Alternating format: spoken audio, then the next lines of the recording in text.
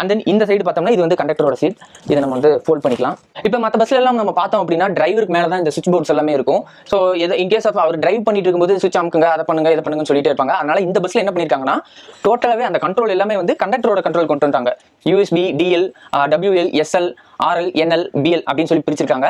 இது எஸ்எல் அப்படின்னா என்னன்னா சலூன் லேம்பு, ரீடிங் லேம்பு, அதே மாதிரி berth numbering lamp, wheel arch light, அதாவது கீழே பார்த்தீங்கன்னா வந்து ஒரு வீல்ல வந்து ஒரு ஆர்ச் லைட் ப்ளூ கலர்ல எரியும், அந்த லைட்டு, டிக்கி லேம்பு, டிரைவரோட USB, foot step lamp, destination board, அதாவது எந்த ஊருக்கு போகுது அப்படிங்கிற அந்த கண்ட்ரோல் போர்டு, அதோட லைட்டு, அதே மாதிரி ஃபேன் 1, ஃபேன் 2, ஃபேன் 3 அப்படின்னு சொல்லி எல்லா கண்ட்ரோலும் இங்கே கொண்டு வந்திருக்காங்க.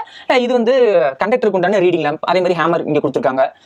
அவர் கண்டக்டருக்கு இங்கே முன்னாடி வராங்கன்னா அவர் சார்ஜ் பண்றதுக்கு அந்த சார்ஜ் போர்ட் கொடுத்துருக்காங்க. அதே மாதிரி கண்டக்டர் கையில வந்து ஒரு சில ஃபைல்ஸ் எல்லாம் வச்சிருப்பாரு, டாக்குமெண்ட்ஸ் எல்லாம் வச்சிருப்பாரு, அதை ஸ்டோர் பண்ணி வைக்கிறதுக்காக இந்த ஒரு கபோர்ட் கொடுத்துருக்காங்க. ஸோ இங்க பாத்தீங்கன்னா டிரைவர் கேபின்ல பிரேக்கிங் ஹேமரும் கொடுத்துருக்காங்க. ஸோ இந்த ஓப்பன் பாத்தீங்கன்னா ஏர் சர்க்குலேஷனுக்காக, வண்டி போகும்போது ஓப்பன் பண்ணி விட்டா அழகா டிரைவர் கேபினுக்கு அழகா காத்து வரும்.